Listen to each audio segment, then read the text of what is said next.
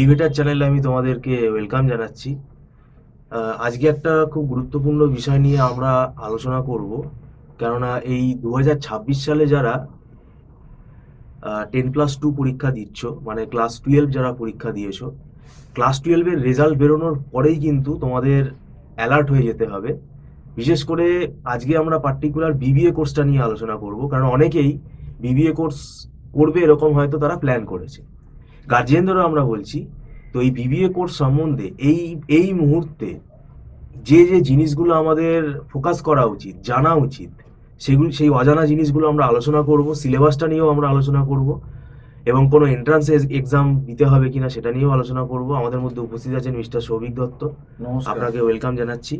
প্রথম কথা হচ্ছে যে বিবিএ কোর্সে অ্যাডমিশন নিলে স্টুডেন্টের প্রথম যেটা করা উচিত, তার পড়া শুরু করে দেওয়া উচিত হবে কিনা এবং এন্ট্রান্স এক্সামটাও দিতে হবে কিনা, এইটা আপনি আলোচনা করুন। অনেকে ভাবে যে কবে কলেজ খুলবে তারপরে আমরা ক্লাস শুরু করব, কেননা বিবিএ সিলেবাসটা আপনি একটু আলোচনা করুন। প্রথম কথা হচ্ছে যারা ক্লাস 12 এই তো এই মাসেই মোটামুটি সব শেষ হয়ে যাচ্ছে, সে আইসিসি, সিবিএসই বা ওয়েস্ট বেঙ্গল বোর্ড যেই হোক না কেন, ক্লাস 12 তো তারপর যারা একদম বিবিএ করবে মনস্থির করেছো, সিইটি বলে একটা এক্সাম হয়। যদি ম্যাকআউট ইউনিভার্সিটির আন্ডারে ভর্তি হতে চাও, মানে Maulana Abul Kalam Azad university of technology, যেহেতু এই কলেজ ইউনিভার্সিটির আন্ডারেই ম্যাক্সিমাম কলেজগুলো আছে অ্যাফিলিয়েটেড, সেই জন্য বললাম। তাছাড়া আদার সিউ তো আছে, যাদবপুর আছে, কল্যাণী আছে, বাটওয়ান আছে, অনেক অনেক ইউনিভার্সিটির বিবিএ আছে আমাদের, যারা গভর্নমেন্ট ইউনিভার্সিটি আছে। যেখানেই ভর্তি হও না কেন, ম্যাকআউটে ভর্তি হতে গেলে আমি বললাম যেমন সিটি দিতে হবে, সিটা কম্পালসারি। তাদেরও একটা ইন্টার্ন টেস্ট থাকে, আর অনেক ক্ষেত্রে 12-এর রেজাল্টের পর রেজাল্টটা দেখে তার ইন্টারভিউ দিয়ে তারপর বিবিএতে অ্যাডমিশন হয় অনেক জায়গায়,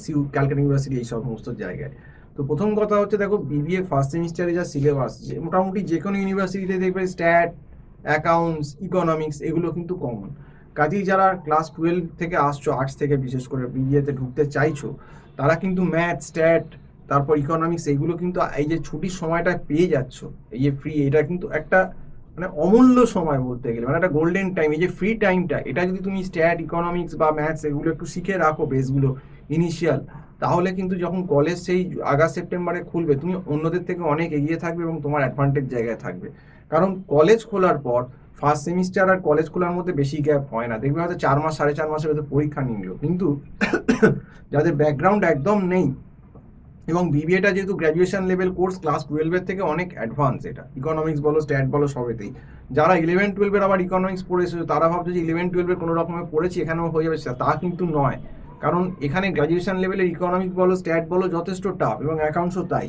তো সেক্ষেত্রে বলবো, যারা একদম মনস্থির করেছে যে 12 পড়বে, বিবিএই করবে, আমি কিন্তু বলবো যে তোমরা কিন্তু এখন থেকেই এই স্ট্যাট, ইকোনমিক্স, অ্যাকাউন্টস, ম্যাথস এগুলো কিন্তু, এই রিলেটেড সাবজেক্টগুলো কিন্তু টিউশন স্টার্ট করে দাও, নইলে কিন্তু বিপদে পড়বে পরে।